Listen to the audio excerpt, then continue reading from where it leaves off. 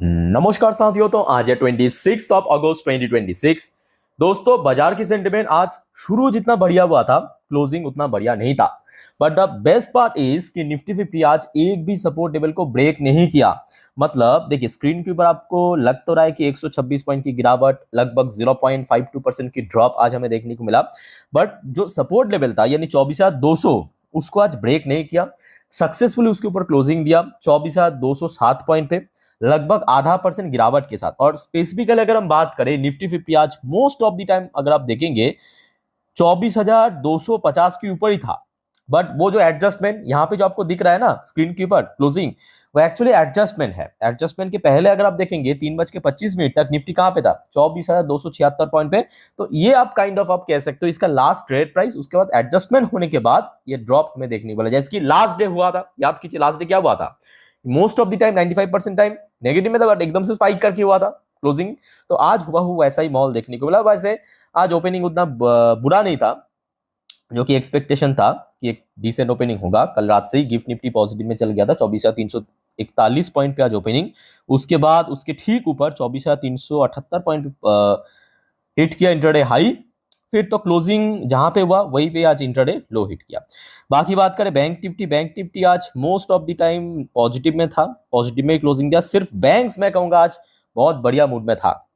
और बैंक जो है एक टाइम पे लग रहा था कि शायद आज 58,000 को ब्रेक कर देगा, जो कि पिछले लगभग 3 हफ्तों में 8 से 10 बार इस लेवल पे हडल फेस किया, स्ट्रांगली हडल फेस किया। अनफॉर्चुनेटली आज इसको भी क्रॉस नहीं कर पाया। 58,000 पे ही आज मेनली रेजिस्टेंस मिला और क्लोजिंग दिया ½ % ऊपर।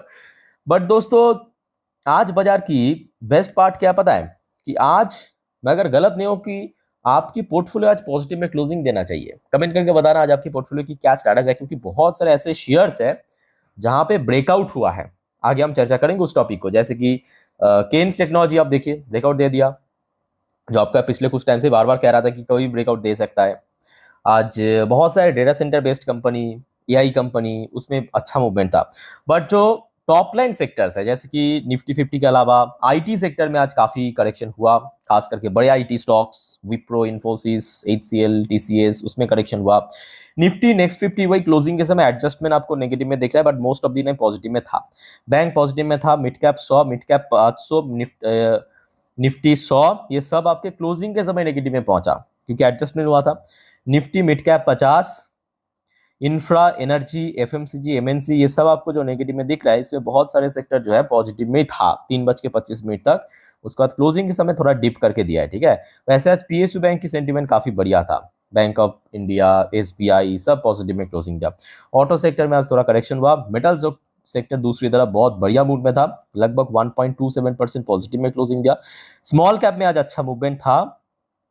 यानी ओवरऑल बात करें दोस्तों, आज बाजार देखिए जो टॉप लाइन सेक्टर्स है, top line sectors except bank, IT, auto, FMCG, ये कुछ कुछ सेक्टर में आज थोड़ा बहुत नेगेटिव में क्लोजिंग था।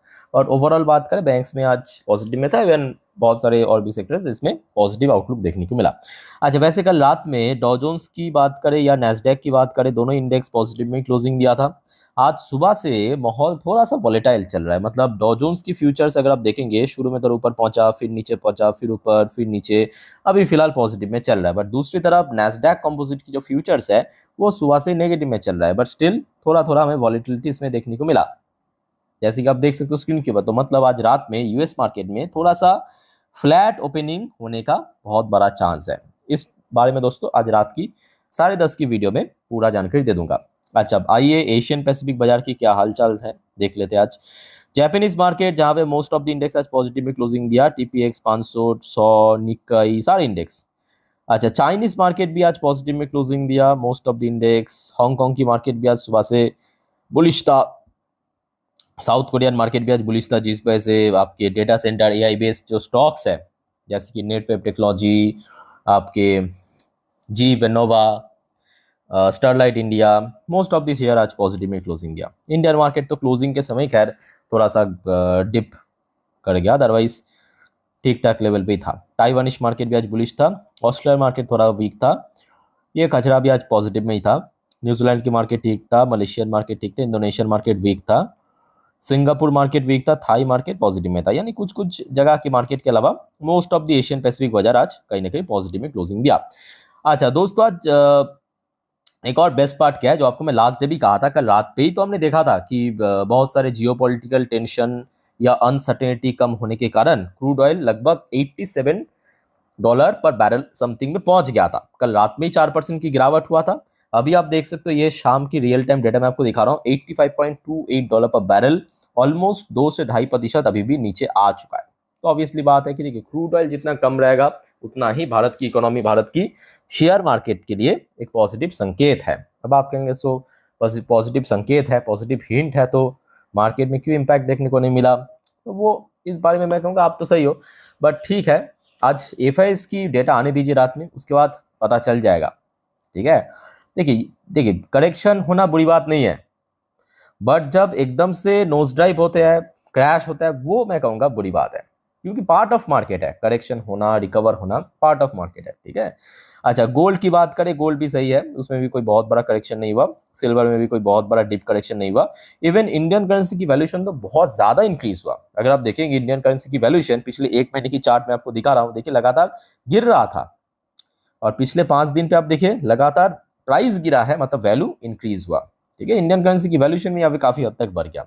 अच्छा अब चलिए दोस्तों, नेक्स्ट टॉपिक, बहुत सारे जियोपॉलिटिकल अपडेट्स आया है, मैं आपको एक्सप्लेन करता हूं, समझाता हूं, पर उसके पहले दोस्तों आप सभी को रिक्वेस्ट करूंगा, दोस्तों प्लीज चैनल को सब्सक्राइब कर लेना अगर आपने अभी तक नहीं किया, और पास में जो नोटिफिकेशन बेल आइकन है इसको जरूर दबाना, ताकि आगे आने वाले हर एक वीडियो की नोटिफिकेशन आप तक जल्द से जल्द पहुंच सके। और साथियों, नॉर्मली जैसे कि आपको मैं दिन के 5-6 वीडियो देता ही हूं, पर उसके साथ साथ अगर आपको पोर्टफोलियो रिव्यू, स्टॉक सजेशंस, इस प्रकार की फैसिलिटी पाना है, तो जरूर इस चैनल में मेंबरशिप ले लेना, जो शुरुआत होता है ओनली 59 रुपीज से। आई थिंक कि आज की डेट में हर कोई 59 रुपीज अफोर्ड कर सकता है, और स्पेशली अगर आपको पोर्टफोलियो रिव्यू, स्टॉक सजेशंस के लिए प्लैटिनम कट जरूर लेना। ठीक है, अच्छा सबसे पहले चेकआउट करते हैं कि मनी कंट्रोल ने क्या कहा, मतलब ऐसे कौन कौन सी की फैक्टर की वजह से बाजार आज शुरू में इतना बढ़िया हो गया था। तो ऑब्वियसली बात है, जो आपको मैं एकदम कुछ टाइम पहले ही एक्सप्लेन किया है कि देखिए, decline in crude oil price, crude oil price जितना गिरेगा उतना ही कहीं ना कहीं मार्केट के लिए बढ़िया रहेगा। तो ऑब्वियसली बात है, वो एक बहुत बड़ी फैक्टर था।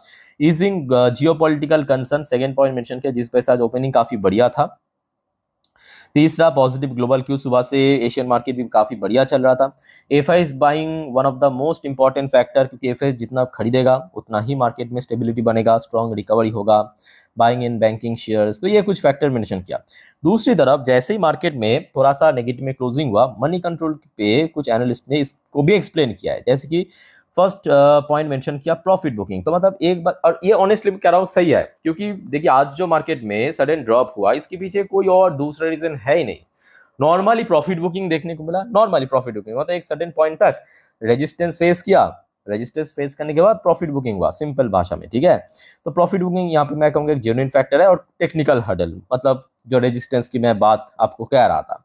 और साथ ही साथ एक सेक्टर वाइज मेंशन किया कि आईटी सेक्टर आज काफी वीक था, और ये काफी हद तक से भी है, खास करके इन्फोसिस वगैरह, टेक महिंद्रा, टीसीएस, ये सब 1-1.5%, 2% नीचे चल रहा था। ठीक है, और उसके बाद हमने देखा दोपहर होते होते, जो अभी आपको मैं दिखाया भी है, कि जो वर्ल्ड स्ट्रीट की फ्यूचर्स, आपके नैस्डैक वगैरह, ये थोड़ा थोड़ा नेगेटिव में पहुंच गया। तो यहाँ पे कुछ जेन्युइन फैक्टर ही मेंशन किया। अच्छा नेक्स्ट आ जाइए, कुछ जियोपॉलिटिकल अपडेट। दोस्तों सबसे पहली बात जो आपको मैं कल रात में अपडेट दिया था, थोड़ा सा देख लीजिए, रिपीट इसलिए कर रहा हूँ क्योंकि आप जो आगे की स्टोरी अच्छे से कनेक्ट कर पाए। ठीक है, तो ये कल रात की अपडेट था कि ट्रम्प से US has cleared all mines from state of Hormuz, warn Iran against any fresh attempt to block the waterway.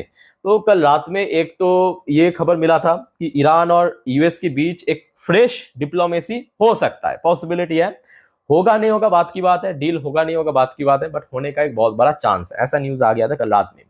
फिर ये खबर मिला कि स्टेट ऑफ हॉर्मुज जो पूरे इस नाटक की कह सकते हो एक मेन पार्ट है, स्टेट ऑफ हॉर्मुज, इसके इर्द गिर्द में सब कुछ, तो वो यूएस ने, मतलब ट्रम्प ने क्लेम किया ऐसा कि यूएस ने सारे की सारी जो वाटर माइन था उसको हटा दिया, और साथ में ईरान को ये भी धमकाते हुए कहा कि आगे से कोई वाटर माइन बिछाने की गलती मत करना। ठीक है, ये कल रात की अपडेट था। फिर आ जाइए दोस्तों, रिसेंटली जो डोनाल्ड ट्रम्प ने ईरान के ऊपर इकोनॉमिक सैंक्शन इंपोज करने का प्लान किया, उसके साथ साथ ईरान के साथ इजराइल के बीच जो यहाँ पे डील फिल होने की थोड़ा बात चल रहा था, उस चीज को काटते हुए नेतन्याहू जो इजराइल की प्राइम मिनिस्टर है बेंजामिन नेतन्याहू की तरफ से कहा, Netanyahu rules out Iran deal, मतलब ईरान के साथ तो भाई डील फिल नहीं होगा फ्यूचर में भी, कॉल्स इट लीडर सवैच as Trump step up economic offensive, और उसको और ज्यादा सपोर्ट भी किया है।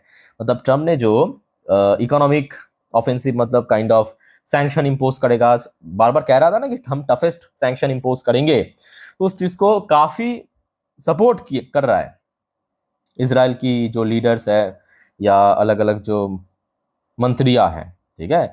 अच्छा, उसके बाद आ जाइए यूएस की एक बहुत ही इंपॉर्टेंट व्यक्ति आप कह सकते हो, हिलरी क्लिंटन, मतलब यूएस की जो गवर्नमेंट ऑफिशियल की हिलरी क्लिंटन, इनके तरफ से कहा गया India and China could help Trump and US Iran conflict through economic and diplomatic pressure.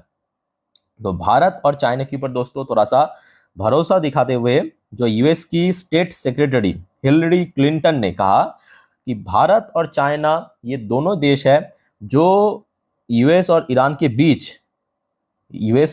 बीच कोई डिप्लोमेटिक सोल्यूशन ला सकता है, या काइंड ऑफ आप कह सकते हो कि एग्रीमेंट करवा सकते हैं। अब देखना होगा, सिर्फ देखिए कहने की बात नहीं है, ये फैक्ट है कि जब तक यूएस और ईरान के बीच कोई स्ट्रॉन्ग एग्रीमेंट या डील ना हो जाए तब तक मामला गड़बड़ा रहेगा।